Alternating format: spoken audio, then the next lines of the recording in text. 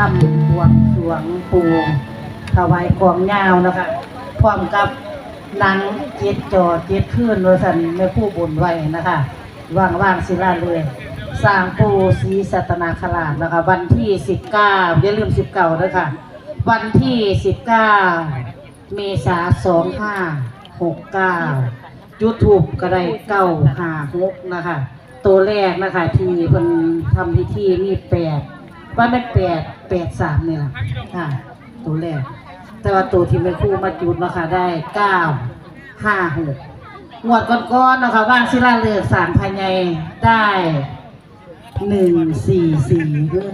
114นี่ล่ะไทยบ้านสภาเพิ่นว่าถือเมื่อบ้านบ่ถือตะผู้บ่ซื้อเพิ่นว่าแม่นบ่ยิ้มก็ถือคักว่าซั่นว่าเป็นผู้ทายให้เขาเบิ่งเลยกับแตงโมวันนี้ล่ำถวายปู่อีกก่อนนึงนะคะล่ำบวงสรวงปู่อนันตนาคราชนะคะร้องคู่กับอาจารย์สุจิตบ่อทองค่ะมื้อนี้ปู่เพิ่นมาทักแห้งแล้วเมื่อยบ่เป็นหยังนะคะล่ำถวายแล้วขึ้นกระเช้าวานนะคะเงินเรามาถุงปุ๋ยนึงแค่4วันเมื่อบ่เมื่อมื้อนี้มีตะใบละพันเด้อบ่เสียยกให้เพิ่นเบิ่งรถมีตะใบละพันซอยดาวเด้ออย่าลืมซอยดาวบ่เหมือดเพิ่นว่า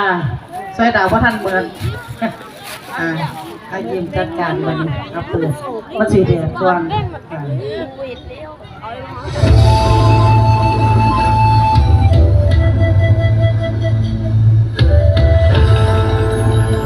อนันตเสสะอำนาจบารมีจอมแห่งนาคราชเจ้าเดียวร่วมเขาเป็นหนึ่งเดียวปู่อนันตะลูกขอบารมีได้เพียงผ้าย่ำพรขอล่ำถวายพรเป็นคำกลอนที่สูงสูงลูกขอไหว้เทพไทยบูชาเจ้าผู้ยศสูง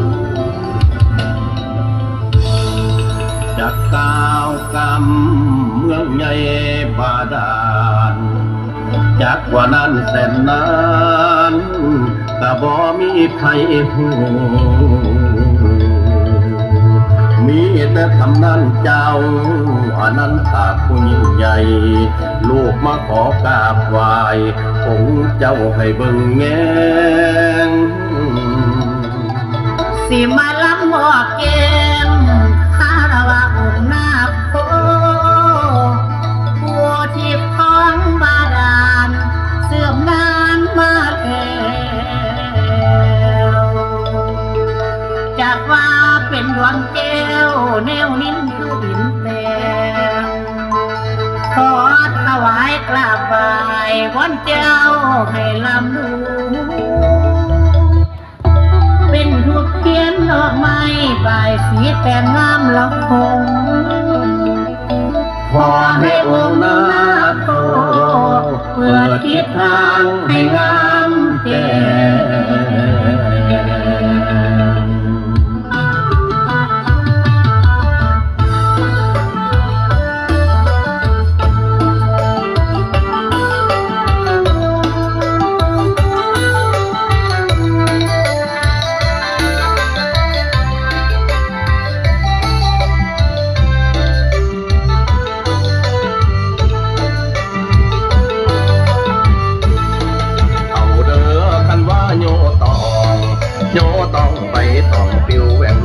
ขอการเจ้าถวายท่านเบิ่งแงงเตรียมมากไม่คารวะบูชาเป็นใบสีผ้าขวัญให้พอนำคุณคเพราะว่าบายสีผู้นี้วันหาพญานาคสัตราผู้บารมีมาให้ปู่ศรียาศรีปทุมมาพระกราบบรรทาบารมีทุกพระองค์ลงนอบน้อมจอมทำบุญขอให้ได้กราบไหว้ปู่ให้ทั่วแดนทั่วทุกแฟนไต่ตำบาดาลขอให้ปราดท่านตอนลูกหลานไทยคือำอนันตนาคราชช่วยดลบันดาลบารมีผูกฟังใหญ่ไพศาลลูกขอกราบกรานหวังพึ่งบารมีอนันตนาคราชองค์ใหญ่ปกป้องคอยไฟให้ลูกหลานอยู่ดีเมื่อนี่ลูกได้ทำใบสีเมื่อนี่ลูกได้ทำใบสีขอพึ่งบารมีองค์ปู่ผู้ทรงธรรมนำคำเอาคำจะอ่อนถวายแล้วจังพรจังก่อนอยู่ย้อนก่อนกายม้วนเทพไทยกายทิพย์แฟนกายลูกขอลำถวายให้ผู้ฟังตึงพอ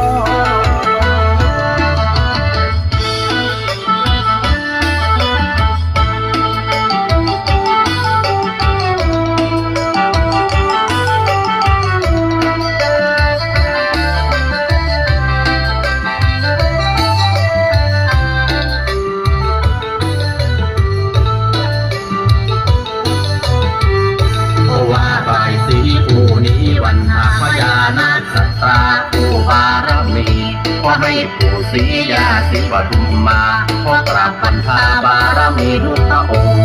ลงนอบน้อมจอมทำบุญขอให้ได้กราบไหว้ถึงให้ทั่วแดนทั่ว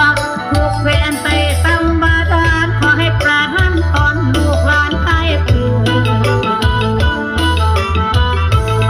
อนันตนาคราชองค์ใหญ่ขอวอนเทพไทยให้ช่วยดลบันดาลบารมีปู่ฟังใหญ่ไพศาลลูกขอกราบกรานหวังถึงบารมีอนันตนาคราชองค์ใหญ่ปกป้องคอยไฟให้ลูกหลานอยู่ดีเมื่อนี่ลูกได้ทำใบสีเมื่อนี่ลูกได้ทำใบสีขอพึ่งบารมีองค์ปู่ผู้ทรงธรรมนำคำเอาคำจะอ่อนถวายแล้วจังพรจังก่อนอยู่ย้อนก่อนกายม้วนเทพไทยกายทิพย์แฝงกายลูกขอลำถวายให้ผู้ฟังตึงพอ